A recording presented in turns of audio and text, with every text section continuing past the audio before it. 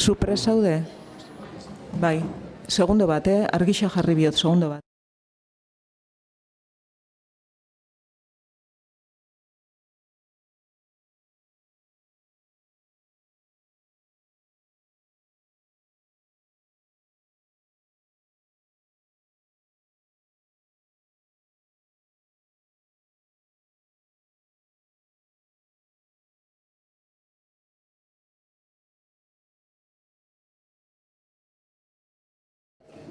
Bale, basiko gara,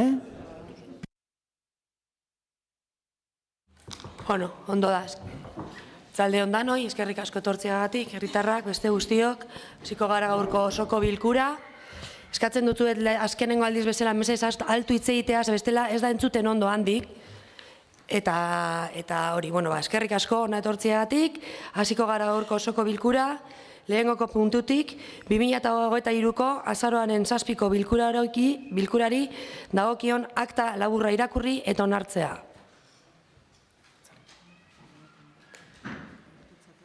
Onartutzat ematen da. Bigarren puntua, Gipuzkoako garraioaren lurralde agintaritza, bidaiariak errepidez garraiatzeko zerbitzu publiko erregularrak harmonizatzeko erregelamendua aldatzeko hasierako onarpena. Arrasatek udalak 2013ko otsailaren 5ean egindako osoko bilkuran onartu zuen sartzea Gipuzkoako garraioaren lurralde agintaritzan. Agintaritzak 2023ko ekainaren 29an bidaiariak errepidez garraiatzeko zerbitzuko publiko erregularrak harmonizatzeko erreglamendua aldatzea onartu zuen. Aldaketaren helburu nagusia da doako laguntzaileen ekintza positiboa, desgaitasunen bat nolabaiteko disfuntzio kognitiboa, fisiko edo intelektuala dutenen beste kolektibo batzuetara zabaltzea, horretarako mendekotasunaren balorazioan ezarritako baremoak erabiliz. 2023ko urriaren 23an, 19/2015 legeak ezarritakoari jarraituz dagokion kontsulta publikoa egitea erabaki zen. Horiek horrela, auzoen eta obrak zerbitzuak eta mantentzea batzordeak honako proposatzen du. Bat, jakinaraztea eragozpen legalik ez dagoela, bidaiarien errepide bidezko garraio zerbitzu publiko erregularrak harmonizatzeko, erreglamenduaren hasierako aldaketa prozedurarekin jarraitzeko. Bi, jendaurrean erakustea 30 egunean, iragarkiak Gipuzkoako aldizkari ofizialean argitaratzen den egunetik hasita. Interesdunek bidezkotzat jotzen dituzten alegazioak eta iradokizunak egin ditzaten. Aldi berean, erreglamenduaren testua udalaren web orrian ikusgai egongo da. Jendaurreko erakustaldian erreklamaziorik edo iradokizunik aurkeztu ezean, behin betiko onartutzat joko da udalbatzarrak akordiorik hartzeko premiarik gabe. Onartutzat ematen da. Bozkatzera pasatzen gara. Batematek zeo zer dauk esateko? Bozkatzera pasatzen gara. Onartutago batez, batematek ez badauka ezer esaterik, onartutago batez. Hirugarren puntua. Biteri eta Laubideko aparkaleko gunea ustiatzeko administrazio emakidari dagokion 2024ko ekitaldirako tarifak finkatzea.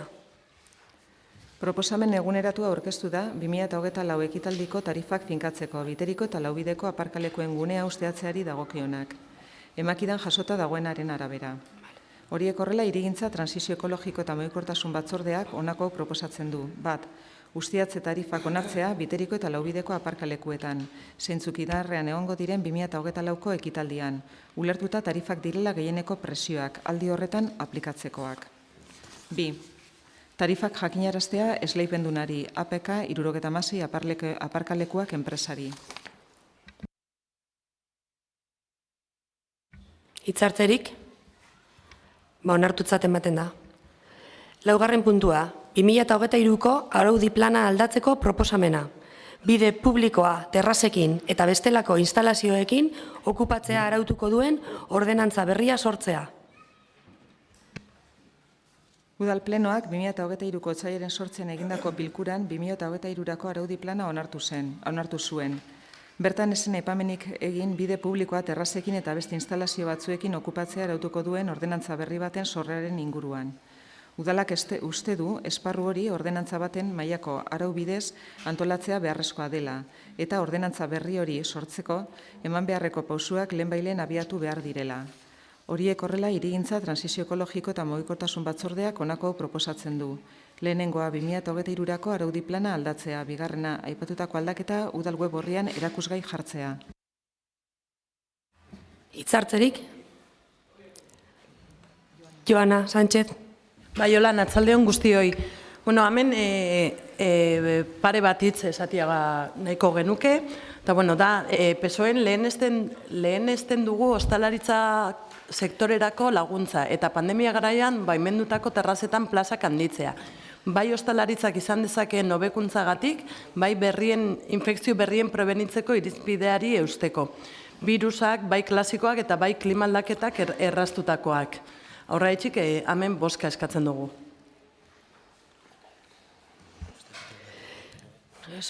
Estaba muten. Kepa Urteaga. Bueno, atzaldeon danoi. Bueno, puntu honen arira, araudi plana onartzera gatoz. Araudi plan hau aurretiazko kontsultak zabaltzea ekarriko dago. Aurretiazko kontsulta horiek eta gero, pare bat hilabeteko epea egongo da, araudi horrei, aportazio desberdinak eitzeko. Baita ere, kontutan eukiko da, aurreko legealdixan, zuen gobernuak egin zauen, astikerren bitartez egin zauen araudi planteamentua bebai kontutan eukiko dugu, naiz eta hor gordeta egon arren orain arte, o gelditu zala ezbai batean edo inpas batetan gelditu zala, eta guzti honekin ordenantza berri bat egingo da. Ordenantza berria ezin dugu soilik planteatu ostalarientzako edo herritarren eskaerentzako. Danondako gauza bat izanin behar da. Naiz eta araudia ostalariek dituzten terrazak arautuko dituen.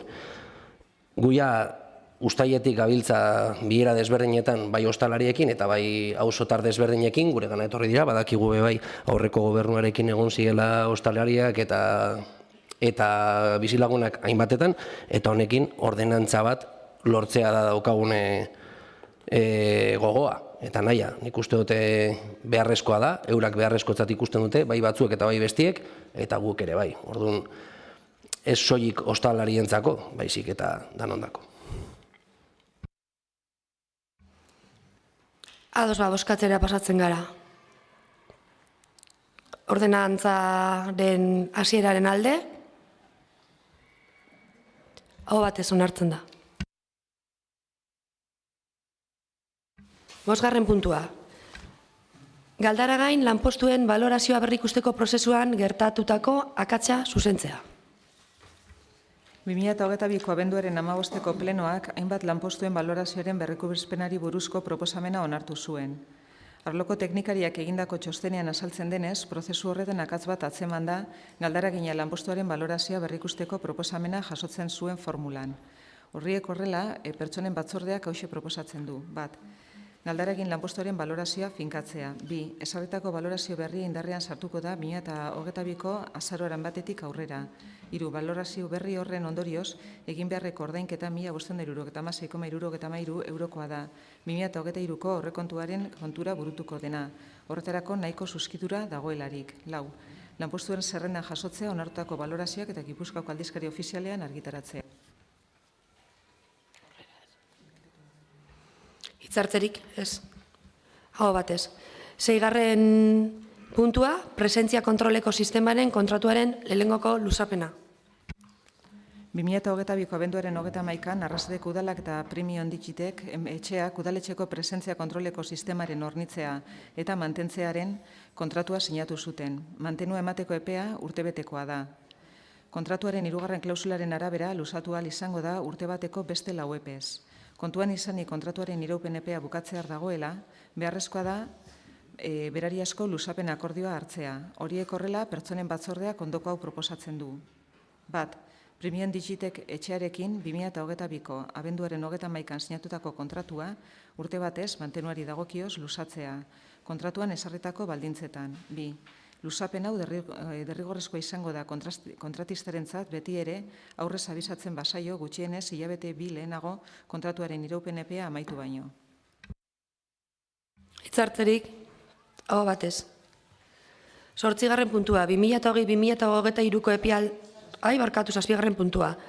2024ko ordenantza fiskalen behin betiko onespena. Udalbatzarrak 2023ko urriaren 3an egindako bilkuran behin-behineko izaerarekin 2024 ekitaldirako ordenantza fiskalak aldatzea onartu zuen. Espendiente hori jendaurrean egonda 30 egun balioduneko epean. Jendaurreko erakustaldi horretan 2 alegazio jaso dira. Hirukidek aurkeztutakoa eta Arrasate Zientzia Elkarteak aurkeztutakoa. Jasotako alegazioen ebazpenetatik erretorritako aldaketez gain, proposatzen da zerbitzuak eta jarduerak egiteagatiko tasetan eta presio publikoetan zuzenketa batzuk egitea. Horiek horrela, Ogasuna Batzordeak ondoko hau proposatzen du. 1. Ez onartzea hirukidek egindako eskaera, txostenean jasotako arrazoiak direla medio. 2. Onartzea Arrasate Zientzia Elkarteak egindako eskaera. 3. Behin betiko onartzea 2024ko ordenantza fiskalen aldaketa. 2023ko urriaren 3an egindako bilkuran hartutako akordioaren terminoetan. Akordio honetan jasotako aldaketak sartuta gero. Hitzartzerik? Bai, Aritzmurua. Bai, atxaldeon guztioi. Desde el PSOE rechazamos en primer momento la aprobación provisional de las ordenanzas fiscales del 2024 y por el mismo motivo nos ratificamos en nuestro rechazo a la aprobación definitiva de las ordenanzas fiscales. Dicho rechazo viene motivado por la no justificación de la necesidad de aumentar la financiación, cargando de más impuestos a los ciudadanos de Arrasate y más a la vista del proyecto de presupuestos para el 2024 que nos ha sido entregado sin olvidarnos de los fondos remanentes aportados desde la anterior legislatura. Beste hitzartzerik? Aurne Juldain. Atzalde hondan hoi. Guk ere kontrabozkatuko dugu aurreko bozkaketan jarraituta. Ez dugulako ulertzen igoera baten planteamendua 2024ko eta eskerrak eman nahi dotzau udal gobernuari 2024 urtia benetan gogorra izango dalako Arrasate herriarentzat. Eskerrik asko. Jose Azpeleta. Atzaldeon. Lehenengo eta behin nik saltzea nahi dutena da, nire harridura, ze momentu honetan ez gabitz igoerarei buruzko reklamazio baten inguruan ebazpena proposatzen. Gabitzena da, hirukidek eta Arrasate Zientzia Elkarteak aurkeztutako reklamazio baten inguruko ebazpena ekarri dugu plenora. Orduan, oso ondo dau sartzea guzakon galtzador, baina lekuz kanpo dau.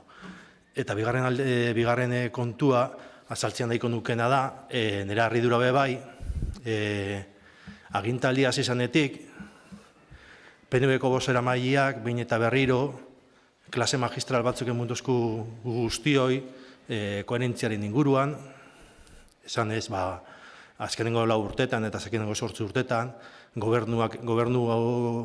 gobernuko kideak ez garenak izen, oposiziokoak izan garenok, hau da, ze koherentzia gutxi daukogun, hemerotekara jo dau bat behin eta berriro, azaltzeko hori gure faio guztiak.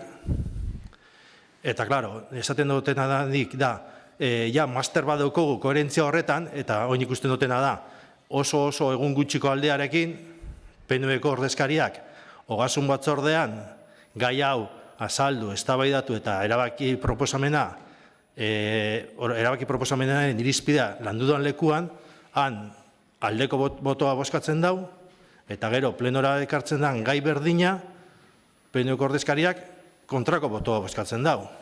Eta zaten honik, oso egun gutxiko aldearekin leku baten izaten da gauza bat, eta gero plenora izaten da beste gauza bat. Orduan, gu masterra ikasi dugu koherentziarena, baina badirudi beste batzuk ez.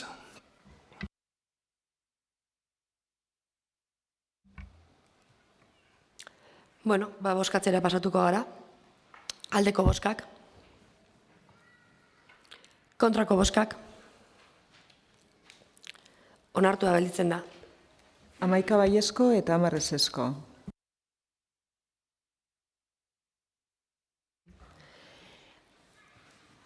Ondo da. 2020-2023ko epealdeirako Arrasateko udalaren diru laguntzen plan estrategikoaren 9. aldaketa onartzeko proposamena. 38/2003 lege orokorrak azaroaren 17koa diru laguntzei buruzkoa 8 bat artikuluan esartzen du, Dirulaguntzak esartzea proposatzen duten administrazio publikoetako organoek aldez aurretik zehaztu beharko dutela dirulaguntzen plan estrategiko batean. Aipatutako artikulua oinarrizkoa da. Arstek udalak 2020ko martxoaren 3an egindako osoko bilkuran hartutako akordioaren bidez onartu zuen 2020-2023 aldirako dirulaguntzen plan estrategikoa. Plana onartu zenetik, gaur eguneraino 8 eranskin edo aldaketa onartu dira. Horiek horrela barne antolaketa batzordeak honako hau proposatzen du. Lehena, onartzea Arstek udalaren dirulaguntzen plan estrategikoaren 9. aldaketari dagokion dokumentoa, honako lerroa batzen duena. B21, laguntza programa. Dirulaguntza AED-ren 40. urteurreneko ekintzak antolatzeko. Txartzerik? Aho batez onartzen da. 9. puntua, alkatearen ebazpenen berri ematea. Berri ematea denez, aurrera. 10. puntua, Alfonso 8. kalea Arrasateko kale izendeitik, kentzeko mozioa. Sustarrak errotuz kulturak taldeak aurkeztutakoa.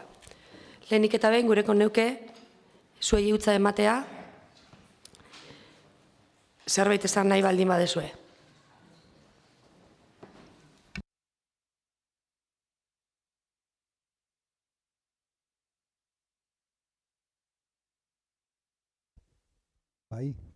Bai, entzuten da. Arratsaldeon, Balen Tramonaz. Barkatu. Ez? Eba, igual itxi zuria?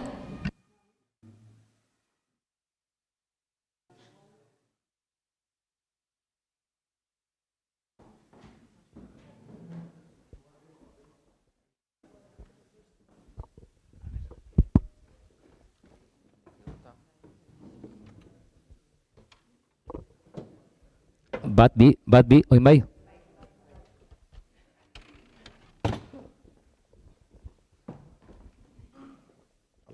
Bai, oin bai. Arratsaldeon, Balen Tramonaz, Sustarrak errotuz elkarteko parteidea. Eta Sustarrak errotuzen izenean 4 proposamen egitera gatoz osoko bilkura honetara. Lehenengokoa, oroimen historikoaren izenean Alfonso 8. kalea Arrasateko kale izendegitik kentzea. 1200 urte inguruan, Gaztelako Alfonso 8. Nafar mendebaldeko lurraldeak inbaditu eta konkistatu zituen. Gaurko Gipuzkoa probintzia etzen existitzen. 3 entitate edo tenentzia ezberdin zeuden. Aitzorrotzia, gaur egun Atxorrotx, Deba Baiaran, Tierra de Gipuzkaia eta San Sebastian. Geroztik, Gaztela eta ondoren Espainiar Erresumakoak dira, gara, ofizialki. 1204an hilzorian zelarik, Alfonso 8. Bidegabeki konkistaturiko lurrak, bere esanetan, itzuliko zituela agindu zuen testamentuan. Baina sendatu zen eta ez zuen hitza bete. 2 ikuspuntu historiografiko egon dira oso aspalditik. Batek borondatezko entrega defendatu du. Besteak bortizki menperatuak izanaren teoria. Kolaborazioaren teoria frogatzen duen dokumento historiko bakar bat ere ez dezagutzen. 17. mendean, Gipuzkoar Aldundiaren lehiaketa batera aurkeztu eta Aldundiak berak arbuiatutako falsifikazio bat, besterik ez. Bortizkeriaren froga ugari daude ordea, bai dokumentu historikoetan eta baita ikertutako gerra aztarnetan. Eta adibide bajartzearen Idoia Arrieta historiagileak 1322an datatutako dokumento batean, Don Alfonso de Castilla, que Dios perdone, que la dicha villa conquistó, irakurri zuen. Donostia da, aipatzen den bidea hori.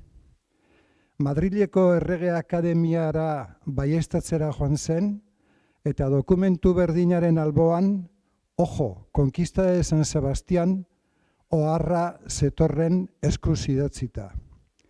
Dokumentu hori ezagutzen zuten hainbat historialarik, gutxienez 1981tik aurrera, baina eskutatu egin zuten.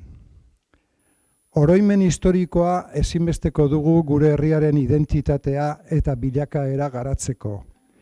Eta Alfonso Zortzigarrena gure kale izendegian mantentzea onartezina eta mingarria da. Bigarren proposamenean, kale izen horren ordez, 17 emakume kalea jartzea proposatzen dugu. 1979 urtean, frankismoak lege bereziak zituen emakumeentzat, ezkontzerakoan lana utzi eta senarra eta seme-alabak zaindu beharra, edo senarraren baimena hainbat gauzatarako, besteak beste. Bada urte horretan, 17 emakume, ezkonduta ere lan egin eta garapen pertsonala eta independentzia ekonomikoa lortzeko eskubideen alde borrokatu ziren. Auzolagun enpresa sortu eta historiaren norabidea aldatu zuten. Handi bi urtera, 1981an, 17 emakume hauek estatuko lanarloko lehendabizikoa urtzaindegia sortu zuten, umezaintza. Kontziliazio zerbitzu hori behar zuten seme-alabentzat lanean ari ziren bitartean. Laster, eskola zerbitzu hori Arrasate osoko aurrengana zabaldu zen.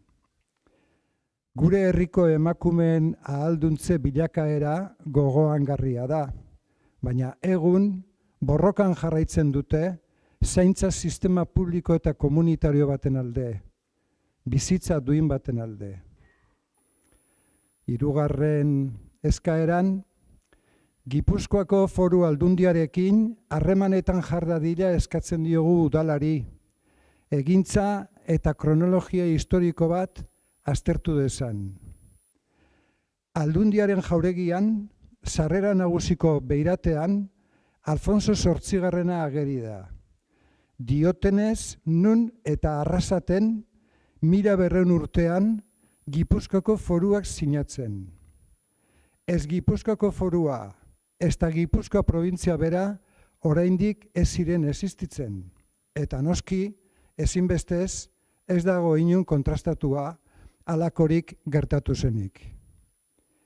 Laugarrena eta azken proposamena, Portaloi aldeko eskumako fatxadan, Arrasateko periak baimentzen duen salbuespenean, errotulo bat jartzea proposatzen dugu.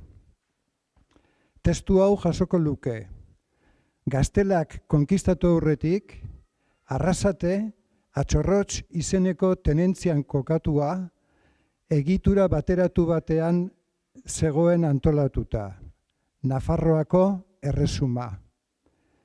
Errotuloak gainaldean Nafar bandera eramango luke. Eskerrik asko.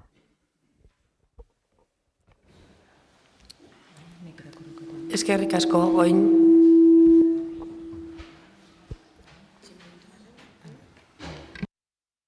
Bai, oin idazkariak mozioa derrigor irakurri behar du, zake aurrera ana. 1100 urtera arte Leintz baiara osoa Arrasate barne Nafarroako erresumaren baitan zegoen, baina 9 hilabetez iraun zuen Gasteizko setioaren ostean, Gaztela erresumak Alfonso Zortzigarrenaren bidez Nafarroaren Gipuzkoa, Araba eta Durangaldeko lurrak konkustatu zituen. Izan ere, garai hartan ezagutzen dugun Gipuzkoa ezen existitzen, eta bere lurraldean 3 entitate zeuden, Aitzorrotzia, Ipuzkaiako lurra eta San Sebastian, eta 1100eko konkistaz geroztik Gaztelako eta gero Espainiako erresumakoa da ofizialki. Gaztelako Afoltzo Zortzigarren erregeak 1904 urtean hiltzorian zegoela, berak Nafarroari bidegabeki konkistaturiko lurrak, Araba, Gipuzkoa, Durangaldea, itzultzeko Nafarroako erresumari bere testamentuan jasotzeko agindu zuen. Baldintza bakarra jarri zuen, errege Nafarrak Alfonso Zortzigarrena eta bere semea ez erasotzea, baina sendatu zenean bertan bera gelditu ziren nahi horiek. Halaber, Pedro Gaztelako erregeak eta Carlos Bigarrena Nafarroako erregeak 1376ko irailaren 23an Liburneko tratatua sinatu zuten, non Nafarroako erresumak 56.000 urrezko florinak jasoko zituela eta Gaztelako erresumak konkistaturiko Gipuzkoa, Araba eta Errioxako lurrak itzuliko zizkiola Nafarroari, baina tratatua esen gauzatu. Hainbat urtetan historiografia ofiziala konkistaren gaia aztertu du. Gipuzkoa Gaztelara entregatu zela erresistentziarik gabe edo konkistatua izan zela argitzeko. Baina historiagile ugarik konkistatua izan zela mantentzen badute ere, bortizkeriaren erreferentzia eta testuen azterketa zein itzulpena kontuan harturik, beste batzuk berriz borondatezko entregarena aipatzen dute.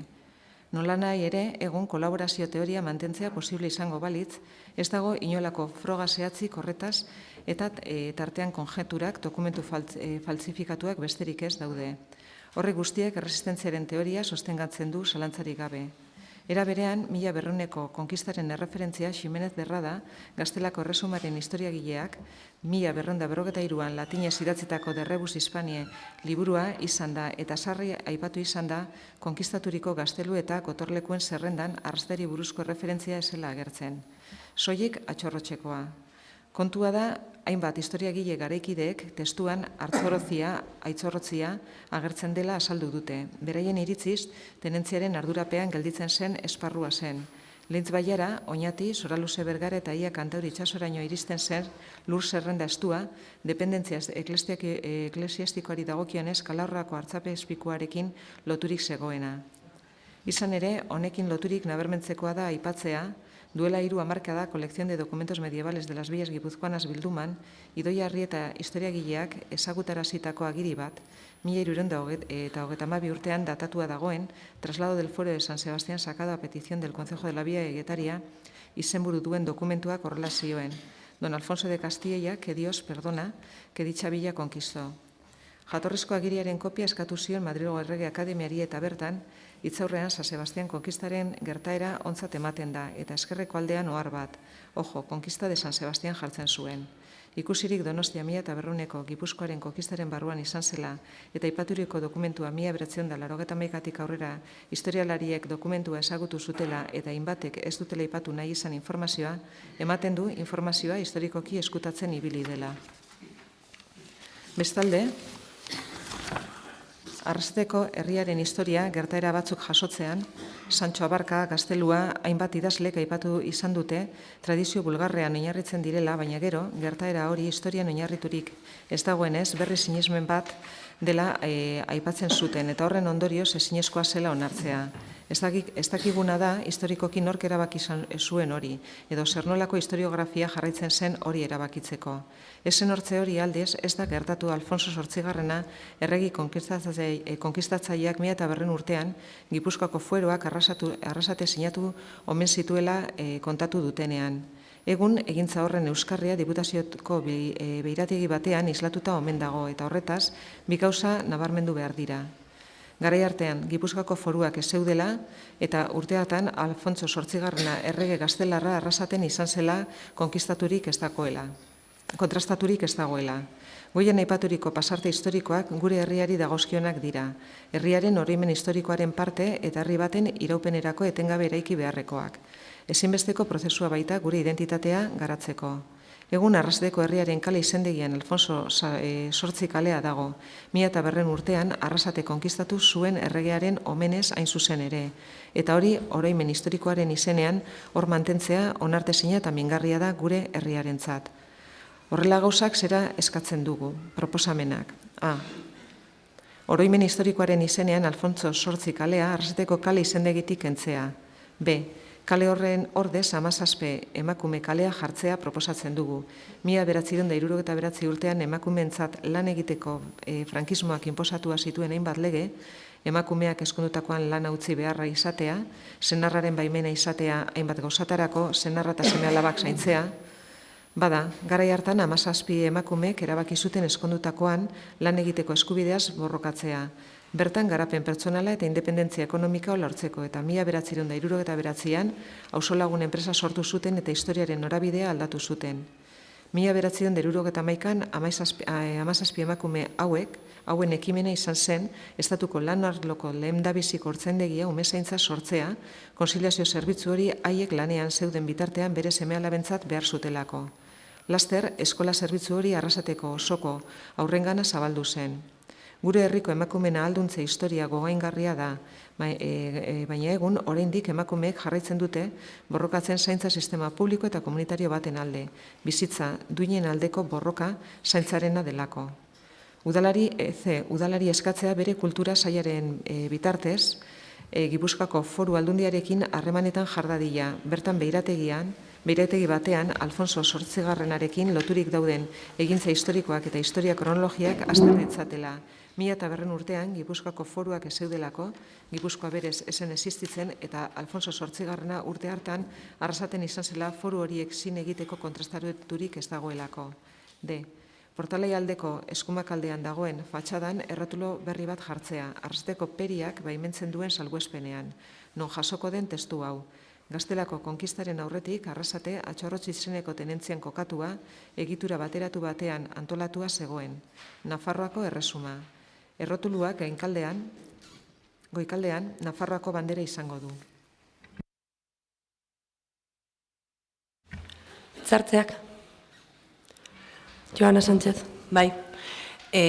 Aurreko legegintzaldian, PSOEk zuzendutako berdintasun batzordean, azterketa bat hasi genuen Arrasateko kale izendegia berritzeko. Historikoki Arrasaten protagonismoa eta lidergoa izan zuten emakumen izenak sartuz, eta hor gelditu da. Hala ere, ez diogu kontra egiten historialari profesionalek onartutako Erdi Aroko dokumentuetan azterketa historiko bat egiteari. Arrasaten nola eratu zen eta Nafarroako eta Gaztelako agintariek izan zuten eraginari buruz. Beraz, mozio honen aurka bozkatzen dugu. Ez ditzartzerik. Agurne Juldain. Atzaldeon berriz. Bueno, guk oso ondo ikusten dugu egiten duzuen proposamena, bai?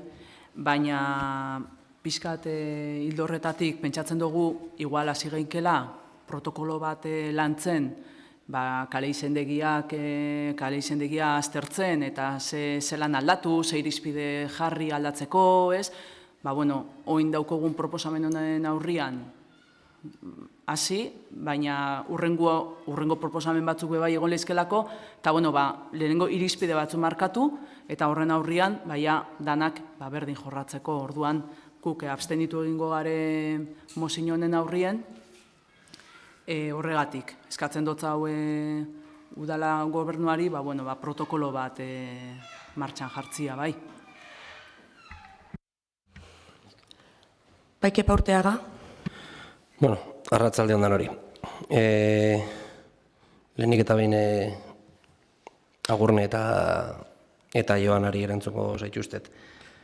Kale izendegirako udaletxe honek irizpide batzuk dauzke behin dela urte mordo bat, eta urte mordo hauetan kale berriak eta kale aldaketak egiteko irizpide horiek jarratu egin dira. Kale berrietan, dano dakizue, egon zaretelako komisio desberdinetan, toponimia erabilida izendegiak kaleen izenak jartzeko, mitarte kali adibidez eta beste kale berri batzuk bezala, eta kale izendegien aldaketetan berdintasuna izan da irizpide, adibidez, Arano eta Garzia, maizu maistren kalearen izenaren aldaketean. Eta, hori aklarauta gero, nire hitzartzea, edo behintzat EH Bilduren hitzartzea bi partetan izango da. Alde batetik nik sustarrak errotu zei egindako lanketari buruz berbaingot, eta lehenengo eta behin eskerrak ematia. Eskerrak ematia memoria historikoari eta Arrasateko historiari kriston mesedea egiten dotzalako zuek egiten duzuen lan guztia. memoriaren alde egiten duzuen lan guzti horrek adibidez plazaratu dau Alfonso zortzigarren izena Arrasateri lotuta egondala nire ustez zoritxarrez, eta zoritxarrezko izen kalearen izen hori aldatzeko egiten duzuen proposamen guztiak oso balizkoak iruditzen zaizkigulako. Memoria historikoari zor hemen zer gertatu zen eta nola gertatu zen esplikatzeko kriston lan egiten duzuelako, eta animatzen zaituztegu behintzat EH Bildutik jarraitzeko bide horretan, beti ere gure herriarentzako mesed izango delako. Eskerrik asko zuei. Eta beste alde batetik, alkateak uste dut, zehose daukun.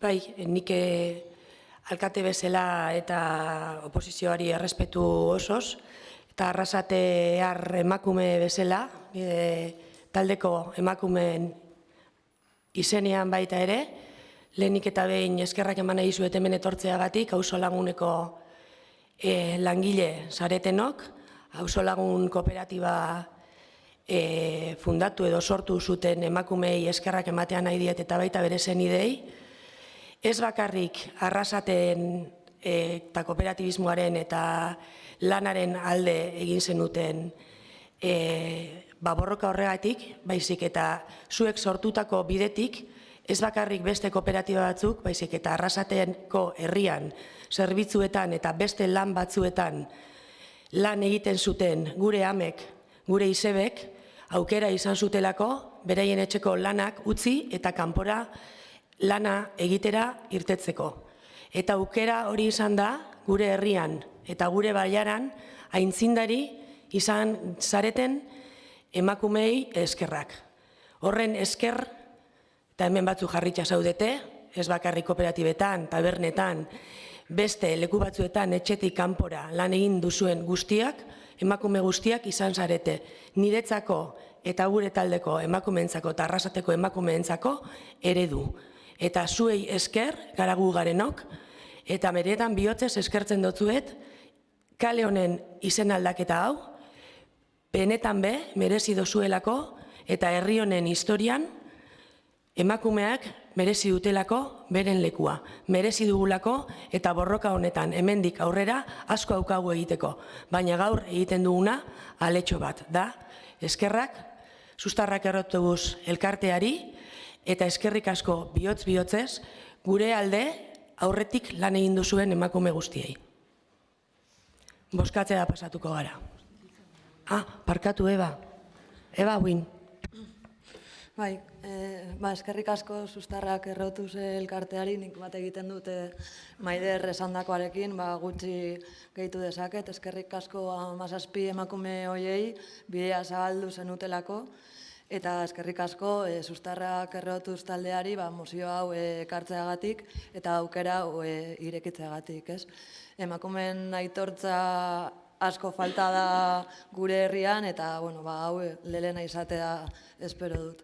Eta oposizioari esatea, zuek esan duzuen bezala, aurreko legalian azterketa bat egin omen zenuten, baina gero esan duzuen bezala ez duzue gauzatu, orduan argudio hori ez dakit.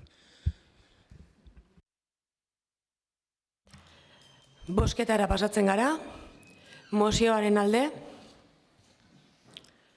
mozioaren aurka, abstentzioak, onartua gelditzen da. 11 baiezko, 8 abstentzio eta 2 ezezko. Hurrengo puntua, 11. pentsiodun guztiek gutxienez 1.080 euroko diru sarrerak izatea bermatzea. 14 ordeintzaritan mozioa. Euskal Herriko pentsiodunen mugimenduak aurkeztutakoa. EHPMPEHek egindako txosten honen bidez, 2023ko gutxieneko pentsioa 1.080 eurotan esartzeko gure berehalako eskaria bultzatu nahi dugu. Eskari hori Estatuko Gobernuari zein Euskal Autonomia Erkidegoko eta Nafarroako gobernuei zuzentzen diegu. Azken hori gainera eskatzen diegu, gaur egun 783 eurotan dagoen gutxieneko pentsioa finkatzen ez den bitartean, gutxieneko pentsiori 1.080 eurora arte osa desatela 14 ordainsaritan. Txosten honekin urrats bat gehiago ematen dugu gure eskariaren azalpenean, eta EAEko eta Nafarroako beharrezko aurrekontuaren zenbatespen ekonomikoa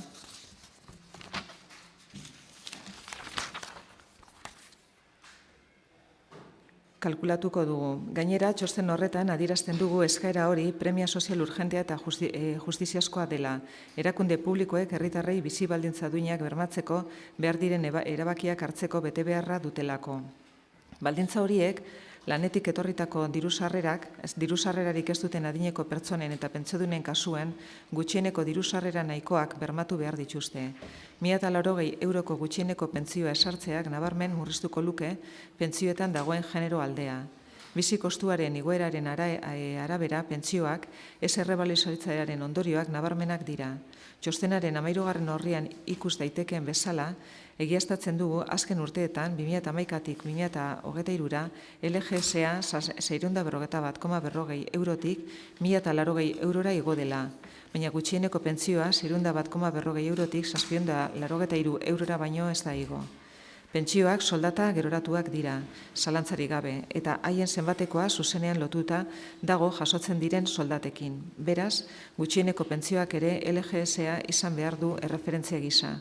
Onartezina da 2011an gutxieneko pentsioan LGSaren 93,7 izatea eta 2023an 72,5 izatea. Gaur egungo bizi kostuaren hazkunde esponentzialaren testuinguruan gero eta pentsiodun gehiagok eten egiten dituzte etxebizitza osasungarria eta beren betebeharretara egokitutakoa, elikadura osasuntsua, osasuna eta arreta eraginkorra bermatzea, mendekotasuna hartatzeko dituzten beharrak arintzeko, eta bar. Gaur egun, Euskal Autonomia Erkidegoan, 167.718 pentsiodunek 1.080 eurotik beherako dirusarrerak dituzte pentsioengatik, eta horietako gehienak emakumeak dira. Gutxieneko pentsioak aldagai guztietan emakume izena du. Izan ere, genero arrakala horren aurrekari dira, soldaten desberdintasuna eta emakumeak alde bakarretik esleitzea ordaindu gabeko edo gaizki ordaindutako lanari ugalketaren eta zaintzaren esparruan. 2080ko aldarrikapen horrek duela, 5 urte baino gehiagok gure mobilizazioetan parte hartu duten milaka pertsonek ematen dioten zilegitasuna da. Ondorioztatzen dugu ez dagoela arrazoi ekonomiko edo politikorik ez egiteko, eta ezin dugu egun bat gehiago itxaron. Horregatik, Arrasateko Udalaren osoko bilkurari honako erabaki hau eskatzen diogu. Bat, EAEko Jaurlaritzari eta Legebiltzarrari demandatu 1.080 eurora arte osatu dezaten pentsiodunen gutxieneko pentsioa 14 ordainsaritan, 2023ko urtarrilera arteko atzera eraginezko ondorioekin. 2. EAEko Jaurlaritzari eta Legebiltzarrari jakinaraztea Udal honen osoko bilkuran hartutako erabakia. Hitzartzerik. Joana Sánchez. Baiola, Natzaldeon berriro. Bueno, PSOEren planteamenduan honakoa da. Hezkuntza Eusko Jaurlaritzaren esku uzten dela, osasuna ere bai, baina pentsioa estatuaren ardura da, Espainiako kotizatzaile guztientzat, ez da transferitzen. Egungo kotizatzaileen arteko elkartasuna kotizatu duten eta orain pentsiodun direnekiko elkartasuna da. Beraz, pentsioa jasotzen dute eta etorkizuneko pentsioekin elkartasuna. Haiek ere kotizatu eta pentsioa jasa dezaten erretiro adina iristen denean. Ondorioen balorazio zehatzean, orain sartu gabe, esan genezake larriki kaltetutako sistema batekin topatu ginela. Elkartasun, ekarpen eta kudeaketak publikoko helburuak betetzen nahi izanez gero irauli beharrekoa. Eta aldi honetan gure lehentasuna sistema sendoagoa izan dadin lan egite izan da. Eta hori guztia, Toledoko itunetik eta elkarrizketa sozialetik eta Europarekin adostuta egitea. Ziurgabetasunik sortzen ez duen sistema eta sozial handienentzat egitea. Erreformek gizarte segurantzako sistemarako dirusarrera ekonomikoak handitzea ahalbidetu dute. Kolektibo ahulenei ordainketak areagotzea, finantza iraunkortasuna bilatuz. Eta hain zuzen, pentsioen sistema publikoa hobetu eta sendotzeko testuinguru horretan aztertu beharko litzateke pentsiodunen plataformaren proposamena. Zeinak ez baitu gutxieneko pentsioak hobetzea proposatzen euskaldun osagarri bat sortzea baizik. Berria ez den proposamena 2018an jadanik EH Bilduk aurkeztu zuen eta orduan gaur bezala gure desadostasuna adierazten dugu. Hori partekatuz pentsio minimoen zenbatekoa hobetzen jarraitu behar dugulako, ezarritako helburua hurbiltzeko. Europako Karta Soziala ez genuke sistema publikotik kanpo egin behar. Horregatik ezetz esaten dugu. Bat, pentsio sistema publikotik kanpo osagarri gisa egin dadila. Bi, pentsioen sistema publikoa, estatukoa eta ez autonomoa denez, gaian eskumena ez den erakunde batek egin behar du. 3. Ekonomikoki eusteko zaila den neurri batera. 4. Indarrean dagoen diru-sarrerak bermatzeko errentaren sistema desitxuratuz egin dadila eta delako horretarako sortu eta gainera bere sarbide baldintzegatik pentsiodun kopuru garrantzitsu bat kanpoan utziko lukeelako. Eta baietz esaten dugu, bat, pentsioak KPI-arekin eguneratzen jarraitzea, pentsiodunen erosahalmenaren galera ekiditzeko. 2. Gutxieneko eta kotizaziorik gabeko pentsioak igoera orokorraren gainetik igotzea Europako batezbestekoa iritsi arte. 3. Genero arraila kentzeko lanean jarraitzea, kotizazioen defizitak eta hutsuneak gaindituz eta behin betiko pentsioen kalkuluak egoera horiek zuzentzeko mekanismoak barne hartzen dituela ziurtatuz. 4. Pentsio sistema publikoaren iraunkortasuna bermatzea urtero gizarte segurantzako kutxarako baliabideak bideratuz. 5. Posizio politiko, ekonomiko eta sozial ezberdinen arteko topagune naturala den Toledoko itunean hartu beharreko erabakietarako. 6. Elkarrizketa areagotzea eta beharrezko adostasuna bilatzea aipatutako helburuak posible egiteko. 7. Europako batasunaren baitan ere akordio bat bilatzeko. 8. Espainiako gizarte osoarekin elkartasunez egitea. Espainiako gizarteak euskal pentsioen laguntzarekin egiten duen bezala. Gizarte segurantzaren kutxa baino langile guztien elkartasuna hobeto adierazten duen ezerrez dagoenez. Eta 9. Gure gizarte babesko sistema publikoa indartzea, gure ezinbesteko beharrak estalita izango ditugula bermatuta adina edozein dela ere. Horregatik, guztiagatik ez dugu proposamen honen alde egingo. Beste hitzartzerik? Agurne Juldain. Txon. Daukotzu eskatuta hitza, plenoa bukatzen danien. Nik emungotzut gero hitza, bai? Bale, bai, zuri. Agurne Juldain. Atzaldeon berriz. Bueno, guk oso ondo ikusten dugu 1080 pentsioaren igoera hori, baina nori dagokio, ez? Horren lana. Planteamendua Eusko Jaurlaritzari eta Legebiltzarrari egiten jako eta gaur egun momentuz behintzat ez dagokio berai. Hau da, besteak beste, Pedrokin hitzartu duguna, ezta, Joana Taritz?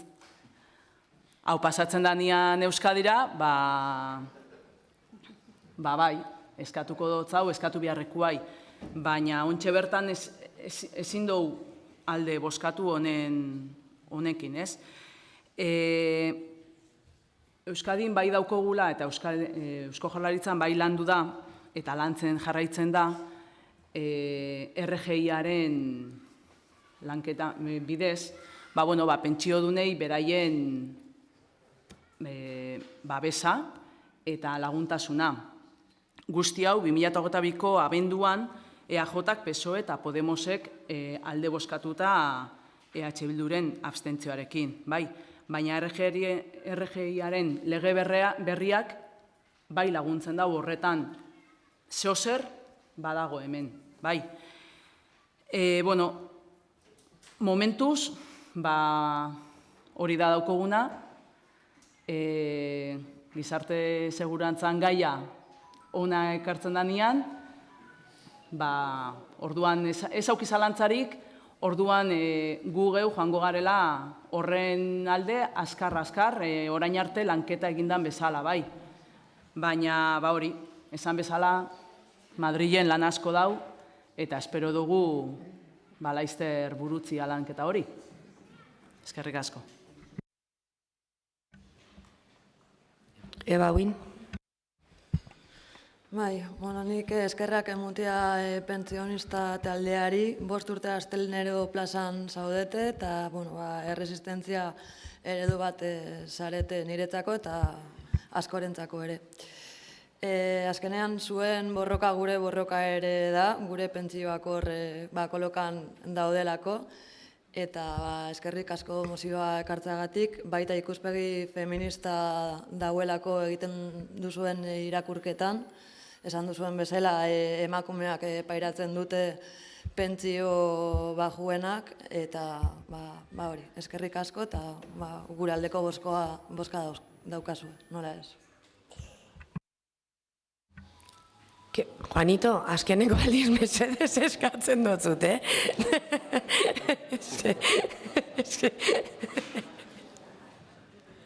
Kepa Urteaga, mesedez. Arratsaldeon berriro. Juanito, modo avión, ondo litzake. Bueno, lehenik eta behin, pentsiodunen mugimenduari. Azkenengo 5 urtetan ebak esan dagoen bezala, horbeian egon zarete, astelenero, gu zuekin egon gara behin eta berriro, eta zuen burruka, gure burruka da. Gaur egun ez baldin badugu burrukarik egiten pentsio duinak eukitzeko, gaur egun zuek pentsiodunak zareten hoiei laguntzeko, nik hausnarketa botako nuke, zer topatuko dugun gu zeuen adinera ailegatzen garenien. Segurazki ona dan ezer ere ez. Orduan, behintzat nik uste dut, eta EH Bildutik horrela uste dugu, zor dizuegula zuen borrokaren alde egitea. Madrileri eskatzen diozuenean ados gaude, eta orain Gasteizeri eskatzen diozuenean ere bai, ados gaude. Gasteizeri komplementu bat eskatzen diozue, ez diozue eskatzen 100%. Horregatik esaten dut ados gaudela ere komplementu hori Gasteizera eskatzearekin. Ze badakigu, Agurnek esan duen bezala, kompetentzia Madrilei dagokiola, baina badakigu ere, nahiz eta Agurnek ez duen oso ongi esan, Pedrorekin paktatu dena gestioa dela eta ez kudeaketa. Ez kompetentzia, barkatu. Kudeaketa eta ez kompetentzia. Orduen, kompetentzia ez baldin badator, ez dut uste kudeatzeko aukerarik sekula eukiko dugunik Gasteizetik. Beraz, behin eta berriro koherentziari buruz berbaitzen dozue, behin eta berriro maigainean jartzen dozue, baina koherentziari zor eta euren borrokarekin ados baldin bazaudete, esaten duzuen moduan, duinena izango zen mozio honi baiezkoa bozkatzea eta Eusko Jaurlaritzari konpentsazio hori eskatzea. Eta nik eskatuko nizueke, bozkatu baino leheno berriro ere pentsatzea eta Euskal Herriko eta Arrasateko pentsiodunei bizkarra ez ematea. Eskerrik asko.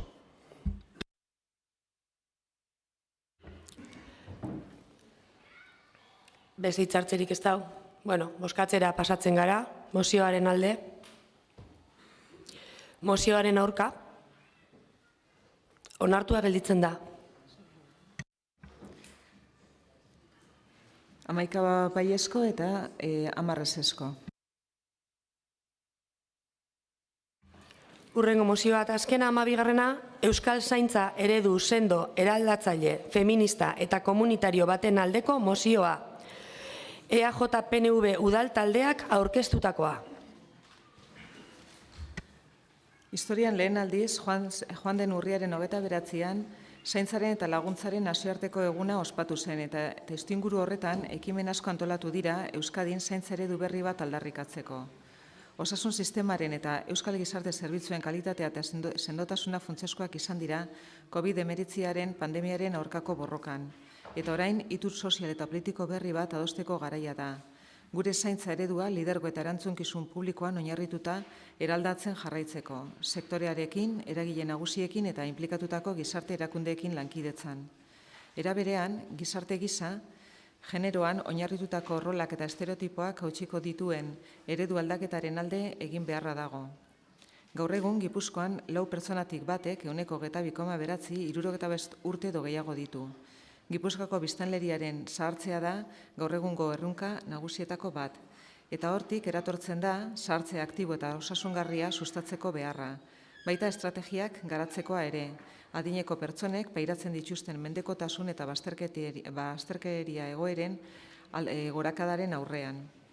Testuinguru horretan, arrasatearrok eragile konprometituak izan behar dugu, printzipio komunitarioetan oinarritutako balio gizarte baterantz joateko eta modu aktiboan parte hartu behar dugu zaintza eredu erreferentzial bat eraldatzen eta martxan jartzen.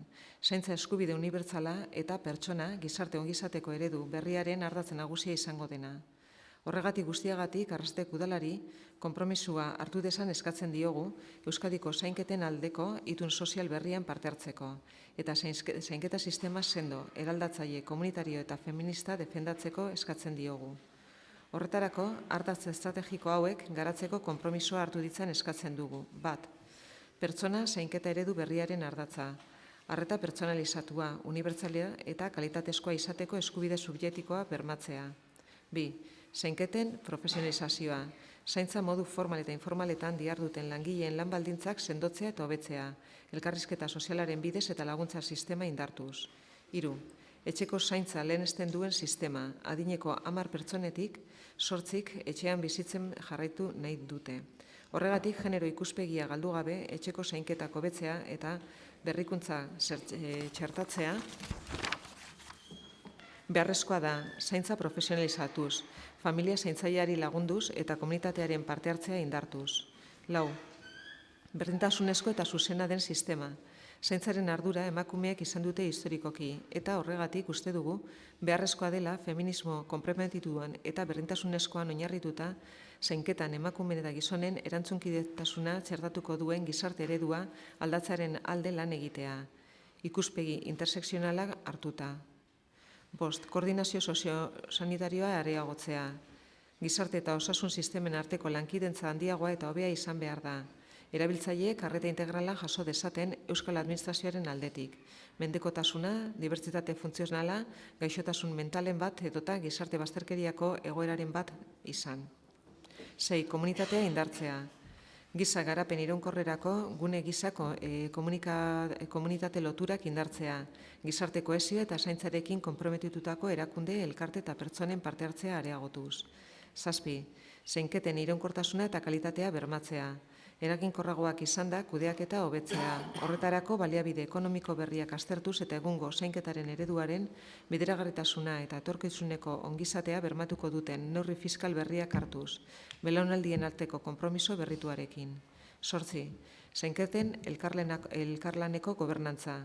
Zaintza publiko eta komunitarioko eredu bidezkoago, berdintasunezkoago eta erantzunkideago baten alde egiteak berekin dakar elkarlaneko gobernantzako mekanismo berriak antolatzea. Publiko-pribatua, publiko-publikoa, publiko-komunitarioa. Hitzartzeak, Aritzmurua. Bai, atxaldean berriz. El PSOE apoya esta moción en defensa de un sistema de cuidados vascos, ya que estamos de acuerdo con su contenido y además incorpora unas mejoras que tienen en cuenta la perspectiva de género. 1. Apostar por el cambio de modelo que rompa los roles y estereotipos basados en género. 2. Que este sistema de cuidados tenga en cuenta la perspectiva de género. 3. Que sea un sistema justo e igualitario por el que consideramos necesario trabajar en favor de un cambio de modelo social que incorpore la corresponsabilidad de mujeres y hombres en los cuidados adoptando un enfoque interseccional. Beste intzartzerik? Jasone, Giraldo. Bueno, atzaldeon lehenengo danoi. Bueno, aurkeztu duzuen mozioan agertzen dien ideia batzuk partekatzen baditugu be, badauz beste hainbat afirmazio ez duguna bat itxen eurekin, ez da.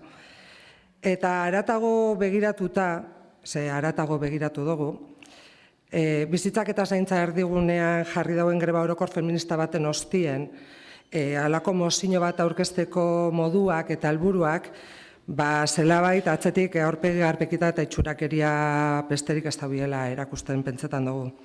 Hau da, eskaparatia bete-beti bai, baina dendie edukez eta intentzioz gutxik.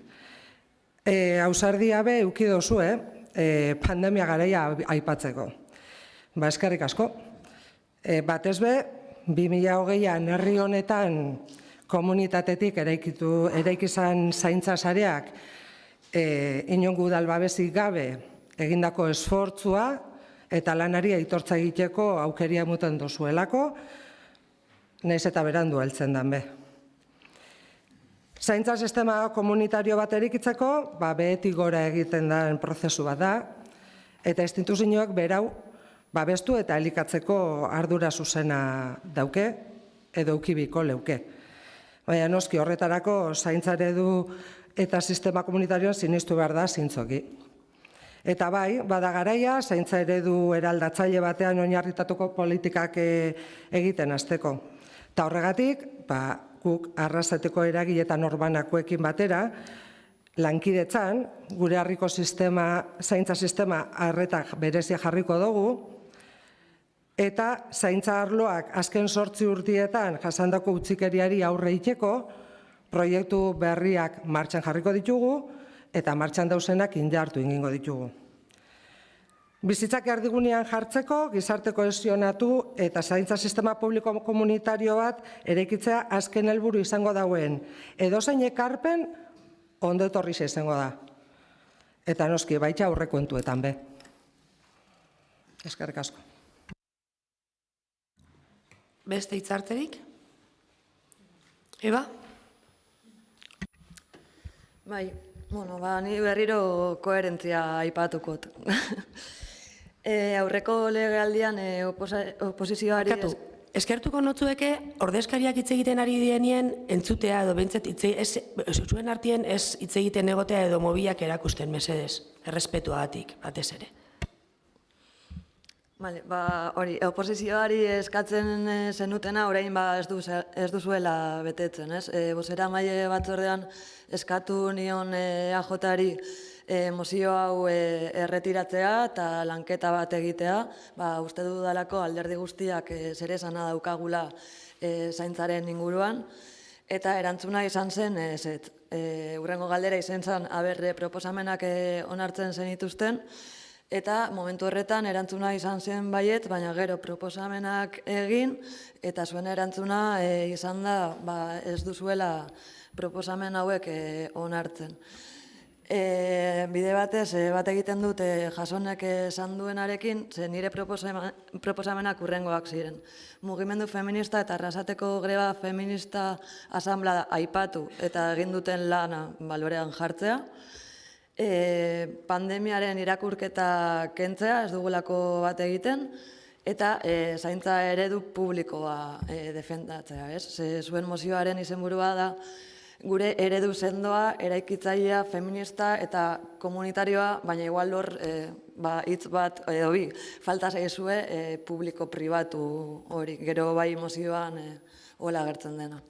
Eta guztiagatik eseskoa bozkatuko dugu. Agur, Nejuldain. Bai. Eskerrik asko zuen ekarpenengatik, esan bezala, beste gunean esan gauen ez da, ez gatozen bat, eta horregatik beste ekarpen batzukin bai etorri gare bat, eta txertatu ditugu. Orduan,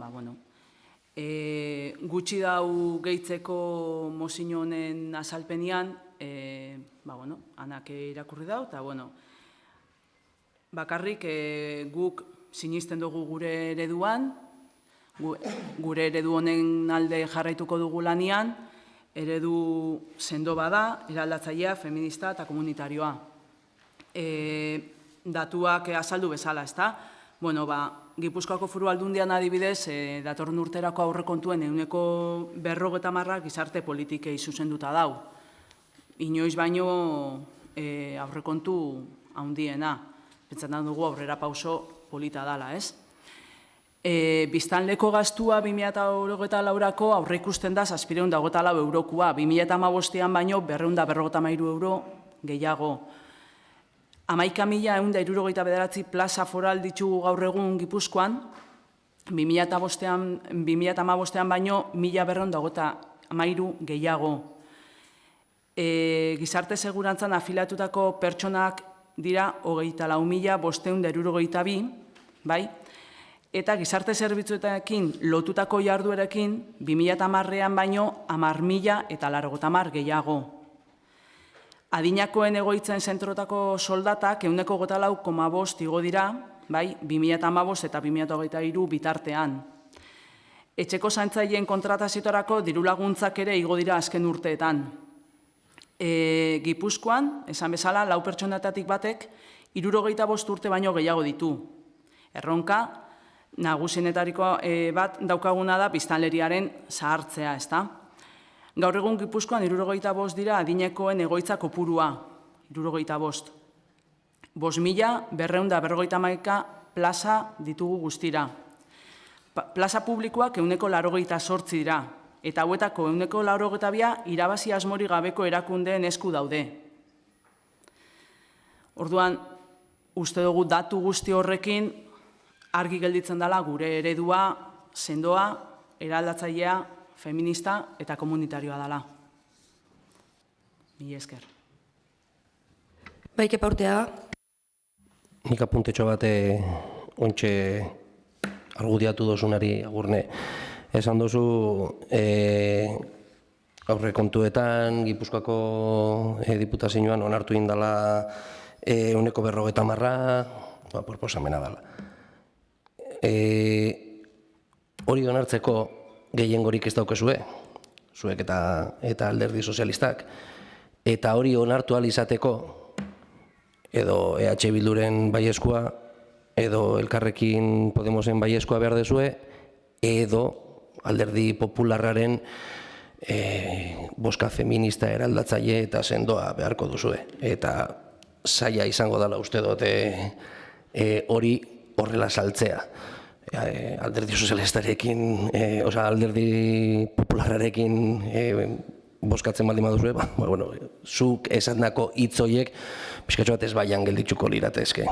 Orduan, negoziatzen ari dira aurrekontuak, eta espero dugu aurrekontu horiek aurrera ateratzen baldin badituzue, bintzat negoziaketa bet eta gero, agian gure boskarekin izango badira, igual hitz horiek zentzu edukiko lukete, baina oraindik hori ez da eman. Orduan, esaten da hartzaren azala saltzea iztatu baino lehenago, igual hori pixkatxo bat itxongo nuke hori dana botatzeko. Orduan, pixkatxo bat hori bebai kontutan eduki beharko duzue, zeinekin aprobau ahal izango duzuen horrelako politikak aurrera eramateko. Nik uste dut alderdi popularrekin zaila izango dela horrelako politikak aurrera ematera, eta eurak bat egiten badute zuen ereduarekin, ez baian usten dute zuk esandako guzti hori. Zerbait izateko? Boskatzera pasatzen gara. Aldeko botuak, kontrako botuak, ez da onartzen mozioa. 11 esesko eta 10 baiezko. Bueno, eta orain galderre guetara goazenez, Txaro, zuri hitza emango dut.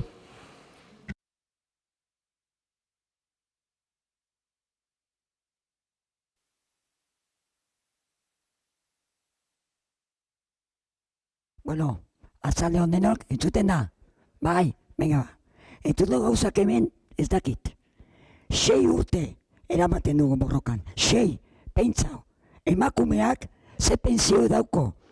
700, 500 RGI, bueno, RGI bai, laguntzen da pizkatxo bat, bai, bueno, baina 1.080 euro ez.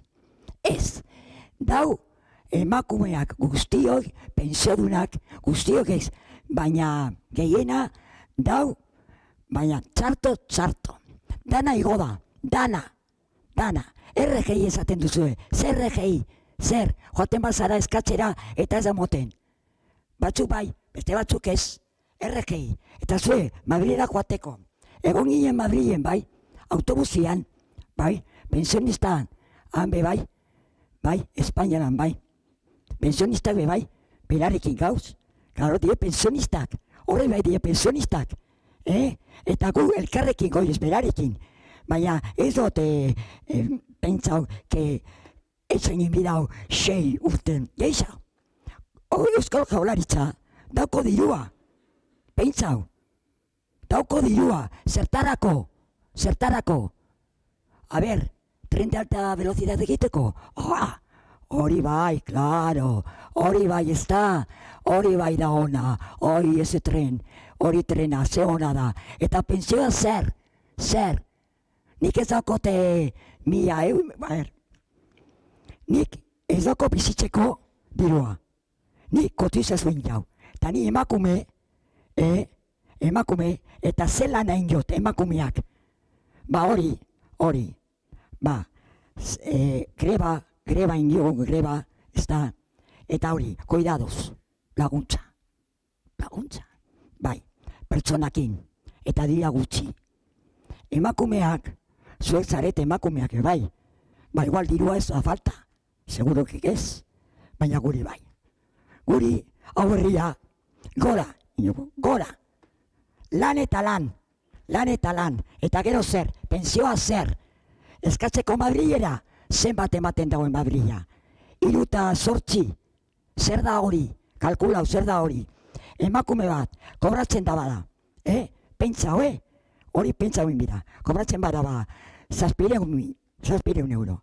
Zer egiten da horrekin, Har pentsau, zu igual daukazu dirua, zure ama igual dauko laguntza, bai ez dakit, baina ni bebai lagundu inbidatzien, lagundu inbida, etxien bebai, ez da dauko dirurik, eta nire bizitza bebai, bizibinaz ni bebai, eta beti izaten duzu zuek, bai, Madrilen, nundo Madrilen, Eusko Jaurlaritza dauko dirua daukok, eta eman inbida guri, ez eman, geguria dalako, geguria da, ez amateko, ez, geguria dalako, eta eman inbida, eta gu berarekin gauz, pensionistak horrekin Madriletik, eta Kataluniatik, eta Danetik, Extremadura, ez daki Asturias, denok elkarrekin joan ginen Madrilera, bai, baina ez pentsau, 3.8, zer da hori, kontau,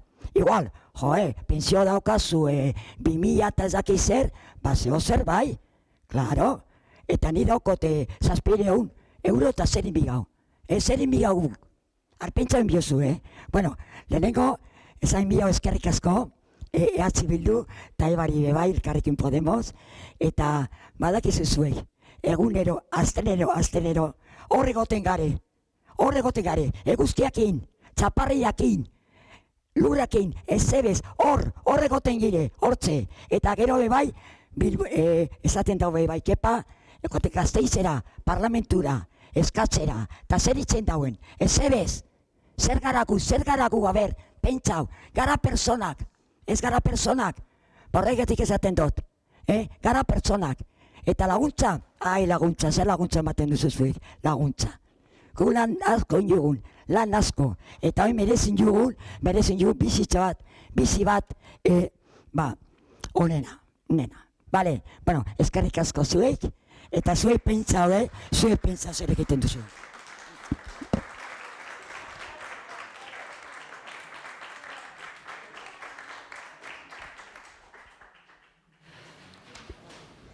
Eskerrik asko, Txaro. Badau beste galdera erregurik?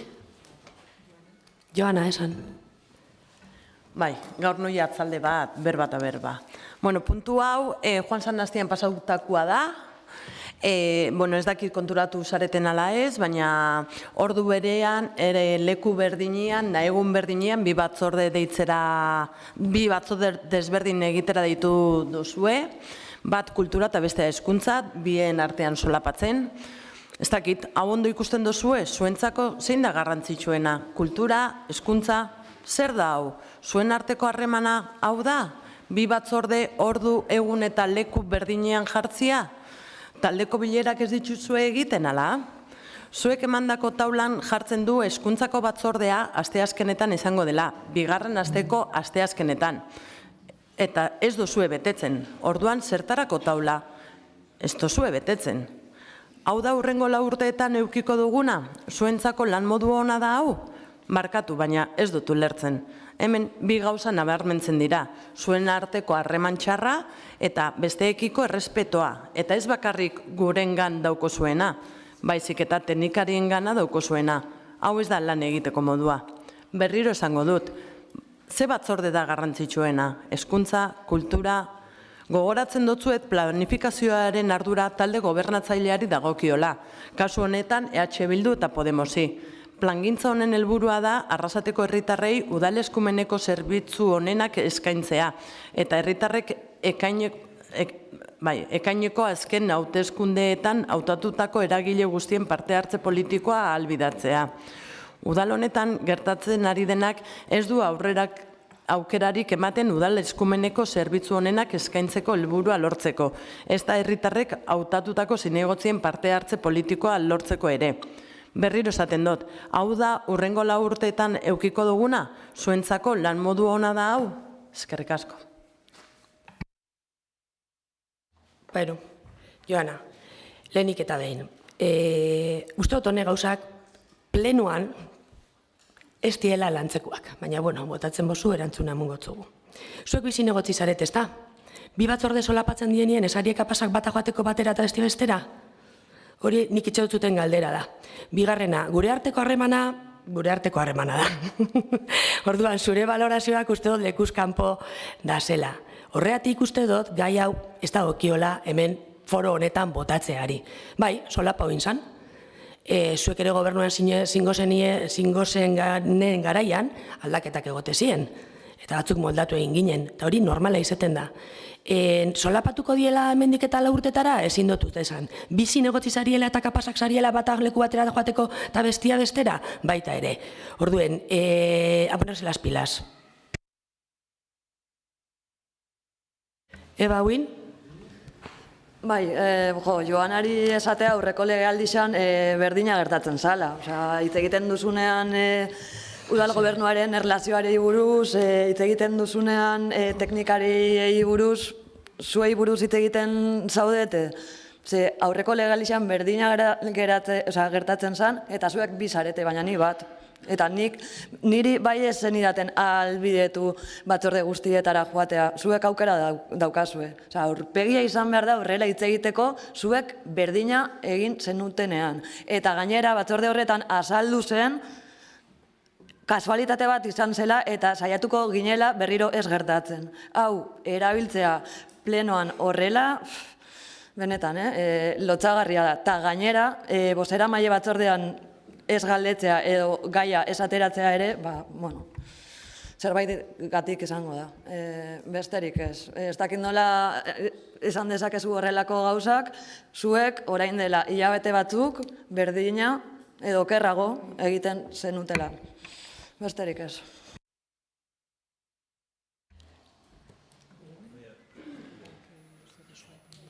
Jasone, Giraldo. Bai, batez be, batzorde horritako baten, ni ninguelako, eta nire galderia zuri da, benetan uste dozu han batzordian emujatzun esplikazioa gezurrezala, edo azalpena emujatzun, zuek uste dozu benetan guk oinarte holan jokatu dugula, gureko nauke jakitia ja hemen gazela eta ja hemen jartzen galela, ez aldogun ahalbidetu ahalik eta gehien ordutegiak aldaketak egin ditugun bai ala ez batzorde pila baten. Batzorde pila baten. Ni saiatu naz behintzat, eta hemen ja kasu honetan nik hitz egingot pertsonalki, kasu horretan hezkuntzako batzarde buruan hitzelako, edo nazelako, baina nik uste dut saiatu nazela ahalbidetzen erresten guztiei batzordietara joetia. Oso konstiente nazelako hemen dauzen asko konziliazio familiarra daukiela bai ala bai.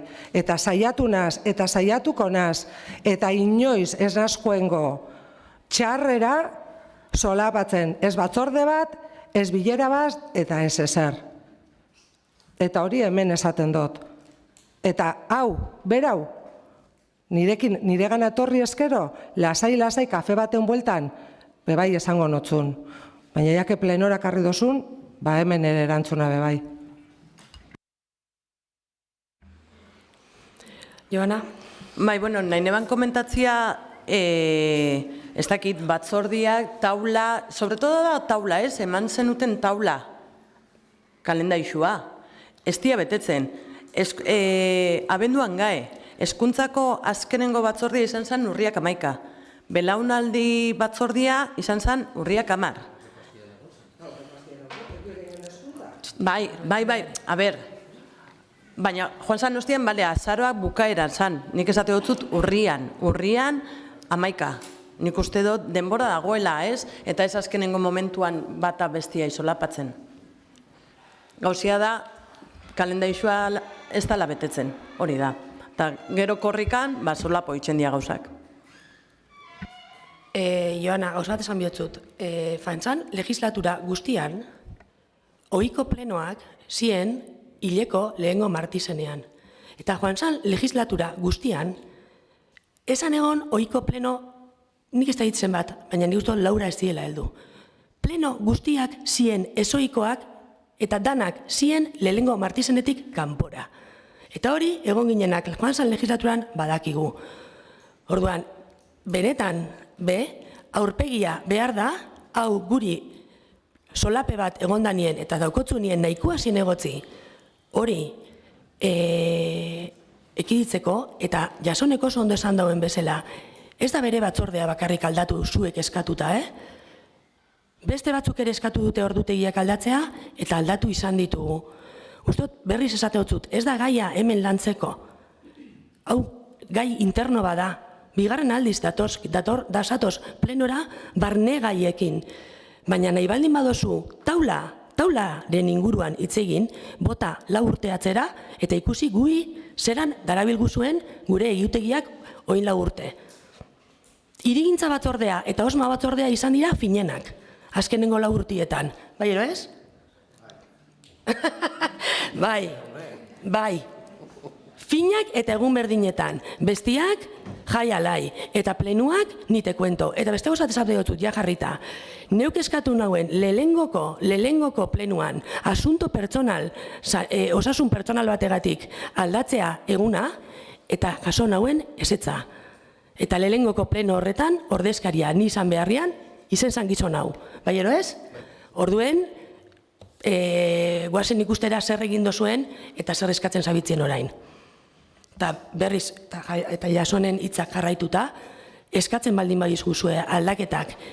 Zuen hobe biharrez, gu saiatuko gara eta ahalegin guztiak egingo ditugu. Ze gure nahia da, eskuzabalak izatea eta gure artean harremanak onak izatea.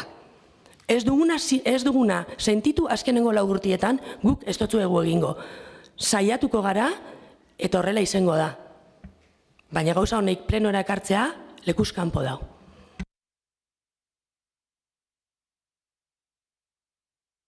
Zer, esan, agurne. Bai, noski. Ez dakit nau pizka sustauta, Normala. Nau pizka sustauta, Joanak indauena da, egoera bat planteatu. Eta egon dien erantzun tonuak, ez dakit, berak egoera bat planteatuta, eta holan erantzutia, benetan bildurra muten dau plen honetan hitz egitea. Bildurra muten dau, porque ez dakit gauzak esan lehizke modu askotan. Agian izango da ez daukotzulako historiko bat. Izan leike, bai. Izan leike, baina ez da lehenengoko aldia, Jasone. Nik ez dakit ze tono edo zer retono, baina bai, evidente, ez, barkatu goztazu, ni isilik egon nazu berbetan egon zarenien. Pentseta jatena superrastrerua da, hezkuntzako batzordian emuten jako azalpen bat, zure onduen dauenak, Edurnek, esaten dau, benetan sentitzen dauela, ze trastorno hori bebai beragatik izen zala eta azaldu dutzaun, eta bai ez, bai, holan izen zan. Oinez eta oso ez, berdin jat. Azalpen hori emuten jako ez dau inungo feedbackik momentu aretan eta ekartzen dau plenora. Eta hemen gu bakarrik azarretzen gara, ez da. Kepa Urteaga. Bueno, pixkatxo bat laburtze aldera eta bukatze aldera. Bueno, Joana, zuk berbaitzen dozu taula horretaz, taula hori aurkeztu ginunean eta aurkeztu genizuenean zuei, bebai berbain ginun, beharra baldin bazauen aldaketak egingo ziala. Gehien bat berbain ginun bai irigintza eta bai zuek gehiago protestau zinuten hoiena izan zian irigintza eta osmarena eta gelditu ginen. Ez baldin bazian gaiak ondo lantzen 15 epe aldi horrekin aldatzeko prest geundela. Eta edozein gauza eskatu eskero aldatzeko prest geundela. Orduen, nik uste dut modurik egokiena dela, edo batzordean bertan, edo bestela, neri bozeramaile moduan, edo alkateari alkate moduan, trasladatu zuen egonezin horiek eta tratatzen die. Esplikazioak eman zian, ni ez nintzen egon batzorde horretan, ikusten ari naiz kriterio desberdinak dauzkezutela baloratzeko zer gertatu zen batzorde horretan, eta orduen ez dut uste onura egiten digunik inorrei, hemen hastia bata bestia, trastuak botatzen hastia, batzorde bat solapatu inzalako. Gainera iruditzen jat, barne mailako gauza bat, eta inora ez joana, eta soilik gertatu daitekena da hemen da, horrelako espektakulo bat, main nahi dugula herritarren aurrien, edo gure egonezina hemen nahi dugula plazaratu, eta herri guztiak ikusi dezala zelako txarto gabiltzan egiten. Zuen nahi hori baldin bada, perfecto, ekarri nahi duzuen guztietan plenora, baina ez gara joko horretan sartuko. Gure ustez, hau, beste modu batetan landin behar da, badakizue bide gehiago dauzela, zuzenian batzordeko lehendakarizarekin, edo bozeramaile batzorden bitartez, bebai, handana gaudela, edo bestela alkatearekin. Gehiagora joatea eta hemen diskutitzen hastea uste dut, ez toiala inora. Bai, Agurne Juldain. Jasone, nik ulertzen dut azarre egotia egoera baten aurrian, baina azarre eta egonezin hori beste tono baten, beste hitz batzukin inleikela, hori da azaldu dutena. Azarre egotia? Bale, baina beste modu baten hitz egin lehizkela gauzak. Uste dut. Kepa Urteaga. Ni azken eta... Barkatu, Eba, zu lehen hau zingu zen? Esan, barkatu. Ez bakarrik Agurneri esatea, Mesedez, hitz egiten gauenien ez hitz egin zuen artien. Bai, Agurneri esatea EAJak orain arte pleno honetan erabili duen tonua, bastakit. Hor daude plenoak, baina EAJ ordezkatzen dozu ez, eta orduan historiko hori EAJaren historikoa da, nahiz eta zuk ez egon. Besterik ez. Kepa Urteaga. Ni azken lau urteetan egon nazen pleno gehienetan, bideoak eta daude, ikusi daitezke, ez da gauza bat irakurrin behar dana, baina erabili dien tonuak izan dianak. Danon partetik ere bai. Baita EAJaren partetik, bozeramaileak bere hitz egiteko modua zeukan, eta hemen eztabaida potentiak egon dira, baina sekula ez gara kejau ez batzuk eta ez bestiok, hemen errespetu faltari dagoela, altzatzeagatik abotza momentu jakin batetan, edo modu berezi batetan hitz egitearren. Ez dut uste, hemengo parteko inorren asarreak, inorrei errespetura falta dudotzala. Ez dut uste, Jasoneren hitz egiteko modua edo Ebaren hitz egiteko modua izan denik sustauta sentitzeko modukoa. Ez dut uste inorrei aginkada eta horskadarik ematen dotzaula, ez dut uste txakur moduan gabiltzala hemen zuen gainean ez dakiz ere esaten, ez dut uste. Eta horrela baldin bada, esan eta gure jarrera aldatzen saiatuko gare. Baina ez dut uste puntu horretara llegau garenik. Orduan, barkau kostazu, baina uste dut debatia ja antzua dala, ja berbain behar zana, berbain dala. Orduan, jarraitzia ez daukola zentzurik, nire ustez. Zeo zer gehiago esateko? Bueno, hau guzti hau entzun ondoren, gureko neukea esatia gure gauzak guazen gure etxe barruen konpontzen, errespetuaz. Herritxarrak ez dauen merezi gu hemen ibiltzia batzordeen solapen inguruan hitz egiten. Parlamentu bada, espresatzeko adierazpen askatasunerako lekua da, beti be espada inor iraintzen eta inor mespresatzen. Orduen, barkamena askatu nahi dutzu zuei, gauza honetan ibiltziagatik, ez diela bape garrantzitsuak gure herriko problematiketarako, eta hau esan da, amaitutzat emango dut, zuek berbain nahi dozue, pentsau dut ez ez? Bale, esan ba. Bai, itxoin. Barkatu, Ez que precisamente nator gai baten inguruan, herritarren istiluen inguruan, bai. Kirol batzordia ez da luzaruan egon, eta etengabe Holanda bitz herritar asko kejaktzen kiroldekiko ur temperatura dala, erlojua ez da bilela eta hori, eta jakin nahiko gonke aber horren inguruan zer dauen. Batzordian landu behar baldin bada, esango duzuen noiz beteko dan batzorde hori bai. Eskerrik asko. Kepa Orteaga. Gaia teknikoa danez, esango zut mantenuko kontua die, badakit gaur goizian eukidozula horrelako hartu eman berezi bat kirolde gizan. Erlojua purtuta dau, eta eskatu zaio enpresari konpontzea, eta zain dago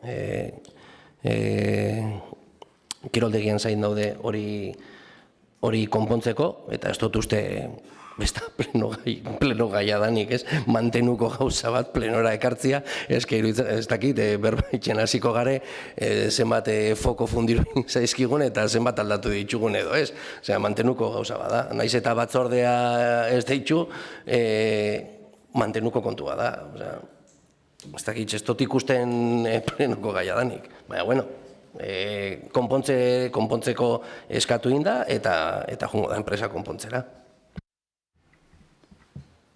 Agurne Juldain. Bai, baina eskertuko notzue, mesedez, esan markatu. Plenuan galdetzen dut, batzorderik ez dalago izan, baina galdera da, zergatik dauen ura hainotza. Hori da, kejetan dana jentia, besteak besteen gauzan inguruan bezala, baina egunotan hori da entzuten dana herrian, eta piztinan.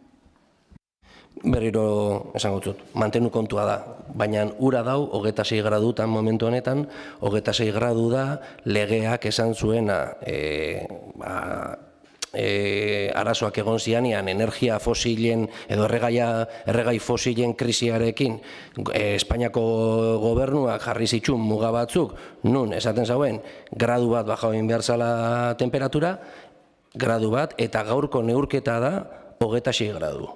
gaur goizeko neurketa bestela, bueno, Ibonek ezetz esaten dau, baina Larraitz Ugarte dala hemengo, Ugarte, barkatu, Larraitz Sanzberro dala arlo horretako buruak gaur goizian bertan hartutako temperaturaren arabera, legean dau oinarrituta, eta dau 26 gradutan, bajau inzan, eta beste piztina dau 30 gradutan.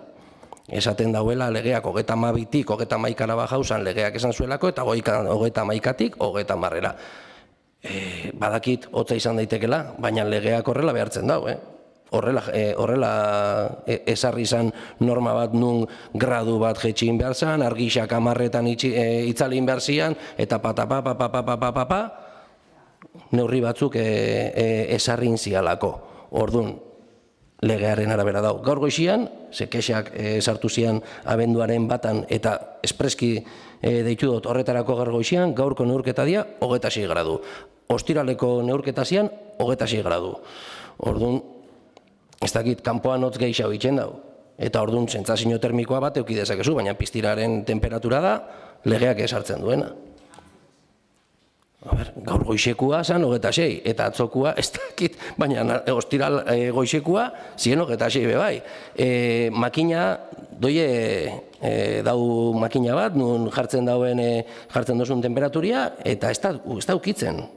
Osea, inorrek ez da ukitzen, mantenuko inor ez da joaten ara gradutxo bat edo gradutxo bat gehiago edo gutxiago jartzea, hori... Bueno, ze pentseta jatzue bizar neutzen badugu eta esaten badotzue guzu ez gradutan dauen? Ze pentseta jatzue? Ondo? Bueno, beste galderarik? Bueno, entre grados y grados, batzordes y batzordes, eskerrik asko etortzeagatik, eta argixak uste piztu indiela ja, eskerrik asko. Atzaldeon.